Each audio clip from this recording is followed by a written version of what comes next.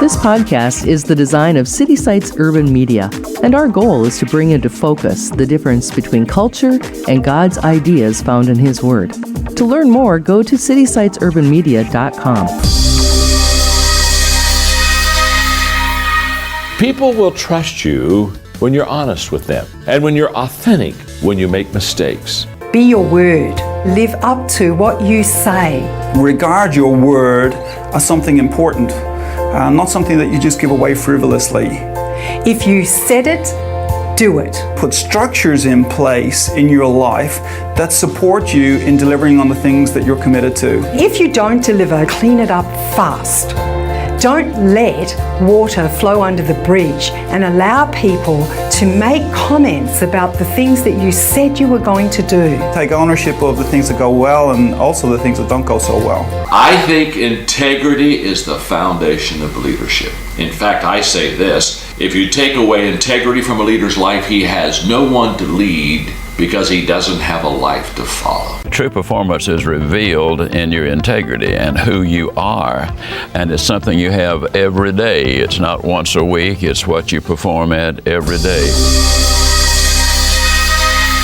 Thanks for joining us again for the City Sites Podcast. As many of you know, my goal has been to introduce to you ideas and stories every Friday in a podcast format that brings a different perspective on living out our faith in Christ. Sometimes we will outright challenge the culture, and at other times we'll talk about how faithful people are infiltrating the culture with the call of God to be a voice for Him. No matter what the direction we take, we want to encourage you to put Christ first in every aspect of your life. Today I'm talking with a man I've known for more than 3 decades and have watched him grow in his leadership skill in the marketplace and how he has integrated his faith into that process along the way. He has also been a master at balancing those workplace responsibilities with raising his 4 children. He has demonstrated over the years that he is consistent with integrity as he leads at work, at home, or on the boards of many nonprofit organizations.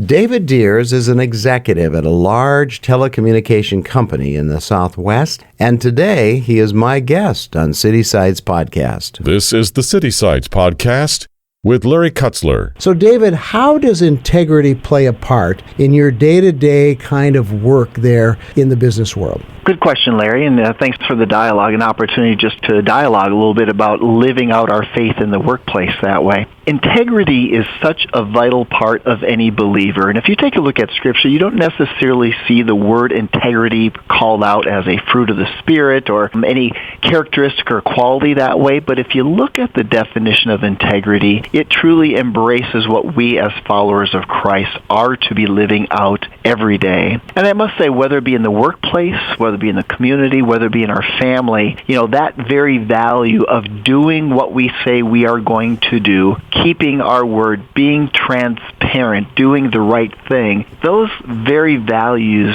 go across all of those different sectors of our life, and especially in the workplace. So over the years, you've been in the workplace for a number of years. Are you seeing more or less integrity in your day-to-day work? That's a good question. If I take a look at just trends over the years, I think each company has its own culture and perhaps what it establishes at values. But as I'm just reflecting on my career, I think of people early on in my career that perhaps didn't have the integrity or live it out and got in trouble for it. And in almost every position I've been in, including this one I'm in now, colleagues of mine have not lived out that life of integrity and have been asked to leave the company or in some cases actually have gone to prison. So I don't know that I've seen a difference. I think it's the nature of man, and that nature of man, as you and I know, is the same no matter what age it's in, right? So the question is really going to be, is the culture of the workplace conducive to hold people into account in the area of integrity or not? Well, we're seeing more and more Christians becoming vocal about their faith in the workplace. At least it seems that way around my locality. But I wonder if employers see integrity in Christian leadership. Is that one of those, can we say, characteristics or values that they look for, or don't you think it matters? Yeah, obviously they wouldn't look for a faith person specifically unless it's a nonprofit or faith-based organization. However, certainly they're looking for examples of people that would be able to live out a life of integrity and have the proof of past experience. And so as you and I know, that would be a value that would be very much embraced by people of faith. And so by nature, I think they're going to come out and become more evident that way. But clearly what companies are looking for as they're in the hiring process is people that they can understand, that can do the job well, but also have a good track record of delivering results and doing what they say they can. Well, that's the interesting piece, David, is just that, do we have a good reputation as Christians in the workplace or not? But it is often a question I've asked myself. For example, in a very large corporation here in Minnesota, they have a video interview that they tape with potential applicants. And they ask these applicants about 5 of the core values of the corporation. And they ask the applicant which of the 5 would they most relate to as they're applying for this job. I thought this was a very interesting way about getting at the heart of what the person may be like. And those 5 are integrity, compassion, relationship, innovation, and performance. And I don't know how you would answer that question, but I would say integrity would probably encompass all of them. What do you think? No, I think it would. And I think what you're getting at, again, is for a company, as they're looking at employees coming in, are they going to be able to be a good asset for the organization? Are they going to be able to bring value? And so much of that value comes into how they conduct themselves in the workplace. And you and I have seen that with associates of ours as well. You could have an individual join an organization and one slip up, one person that lacks integrity, it affects not just that individual and that individual's performance, but the entire organization. So I do think that you're right. Companies are certainly looking for something that would be predictable based on previous experience. Well, in your experience, and you've had the opportunity to lead a lot of teams in the marketplace, what are some of the things that, say, for example, a team is looking for? If, for example, yourself, people know you're a Christian, so are they looking at you for specific things that you bring to the marketplace or bring to that team? Again, I'm not sure that people during an interview process would be looking necessarily for people of faith as much as they're looking for the value and the characteristics that they bring in there. My experience would be that obviously believers coming in, if they are living out the very life that Christ has called them to live out, you will see things like the fruit of the Spirit that they would be bringing with them, and they might have an experience with them that way. If a believer in the workplace was to live out the life that Christ has called them to do, it would show up in the area of love, bringing love into the workplace, bringing joy, bringing peace. They talk about gentleness. They would bring a patience and a self-control and a discipline into the workplace just by living out Christ's calling on their life that way. So I think those are kind of the qualities that, say, companies or organizations are looking for, and what are they going to bring to enhance the strength of the larger team rather than an individual skill set that they're bringing into the organization. So as you lead your team, are there other things that you do alongside your job that illustrate the kind of person you are? For example, you're a part of the Salvation Army. How does that fit in with your job, if it does at all? Yeah, and that's a great example, Larry. And I think more and more companies are involved intentionally in the community in which they serve. And so I've been fortunate with the company that I work for and others in the past. By nature that I work at this company, I am able to represent them in community organizations such as the Salvation Army. And therefore, not only just represent the company, but also bring some of the company resources, being able to tell and raise support from my colleagues and coworkers here to support the organization like the Salvation Army, and have a chance to be able to make introductions and meetings of other people that might be interested in being involved in the community that way as well. So the workplace for me, Larry, really is a platform. It's a platform in which we as believers get to live out our life and the calling that Christ has on us.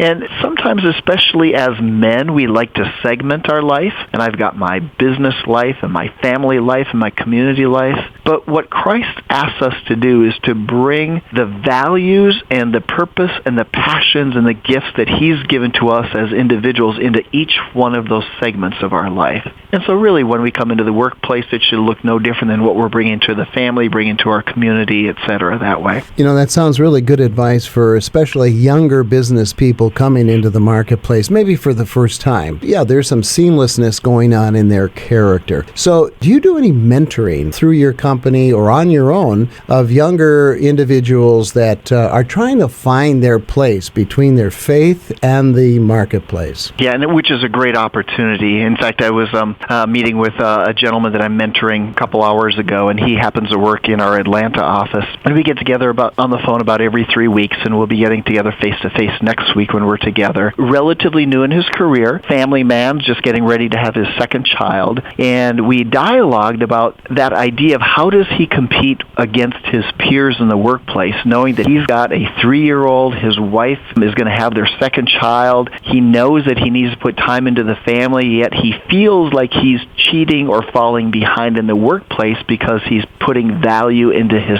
family. And that's a great example, again, of perhaps some of the pressures that the workplace brings on us, where we sense that we need to compete, or we feel either because of our own expectations or others on us that we need to advance to be successful, rather than looking at success as that idea of doing what I can at this season of my life to fulfill the calling that God has on my life. And that idea right now during this season for him, he needs to dial in and be with his family, with those young children, and that won't always be the case. There might be a time where he enters a career into a season like I am, where I no longer have young children at home. I've got much more flexibility on my time and my commitment, so those variables change that way. But you bring up the idea of mentorship, and I think that's a duty for all of us, right, as believers. The Scriptures encourages us to do that, whether it be a formal mentoring process or an informal one. So to answer your question, I've got several in the workplace here that I mentor regularly, and a couple outside of the workplace that I'm mentoring as well. And the idea of that's a way that we, as this generation, gets to invest in the younger generation to help prepare them, not only for the workplace, but for the journey that God has called them to live as well. You know, David, you and I have talked many times about the idea of work being a mission, or you even being a missionary in some ways. You're an elder in your church, you're a committed Christian, you've been a Christian for a long time. Does your church, or churches you're familiar with, do they see the workplace as a mission field, or as you as their emissary to the marketplace? Is that something common in your experience? I think you're seeing more and more interest in viewing the workplace as a ministry platform. I think there's a general expectation amongst churches that if you're out in the workplace, you're an ambassador of Christ, and everybody should be living out the values of Christ and having an impact. What I see a change is churches are taking more of an interest in helping to equip their members and people in attendance to say, your spiritual life just isn't a Sunday morning event. It's not just an early morning during your quiet times event, but how does that faith, how do you live that out in all aspects of your life, including the workplace? So I think there has been growing interest in that area, and again, recognition that the people that we spend the majority of our waking hours with is in the workplace. What a better way to approach the workplace, not just as I need to do this in order to provide for my family, but I have the opportunity to serve Christ in the workplace as well. Any thoughts that you would leave our audience, David, in terms of your leadership skills that you have amassed over the years, both from the Bible or from church as well as the marketplace? Is there anything that you want to leave as a leadership principle or thought? You know, just like any gifting that God might give to somebody, I view leadership not only as a gift, but also as a calling. And so with that, how do you leverage your gifts and your abilities to maximize their impact? And to do that, one must take note of themselves and say, how am I going to continue to improve as a leader? How am I going to continue to grow as a leader? How do I prepare for this day and the leadership needs that are upon me? And so I think that is a self-development aspect that is required for all of us. I think equipping ourselves before coming into the workplace is just as vital for our aspect of ministry as a pastor on a Sunday morning. Are we prayed? Are we prepared? Are we spending time in the Word? Am I viewing this as a ministry opportunity versus what do I need to get done today kind of aspect? And I think those are the challenges that many of us have coming into the workplace, that we just get busy with our time and our focus, yet that idea of how can I interject my relationship with Christ into the work I'm doing throughout the day, whether it be praying for the people that I'm going to be meeting with that day, whether it be looking for the opportunity for somebody who has shared a bit of their personal information, might need a word of encouragement, to seeing a deal deal being made that you're wondering, is that really as open and transparent as that needs to be, and do I need to challenge that? And so I think you only see those opportunities in the workplace if you are prepared coming into the workplace in the morning. Now, the Ecclesiastes writer has a great statement on that I just love. And here's what he says. Wise thinking leads to right living, and stupid thinking leads to wrong living. As a man thinketh in his heart, so is he. Your attitude, my attitude, it's the paintbrush of our mind. In other words, we hold within our hand the possibility and the responsibility of filling our mind with the right things. And if we fill our mind with the right things, we live a fulfilled life. People with a fulfilled life celebrate God all day, every day. I mean, revel in Him. Thank you for joining us today. Every Friday, we bring you this podcast with interviews with people who are challenging the status quo of Christianity and challenging the cultural norms of our day. Please help us get the word out by sharing the link to this podcast with your online friends and family. Our website also contains other podcasters who are part of the City Sites network of communicators, all sharing the good news of Jesus Christ. Our website is citysitesurbanmedia.com.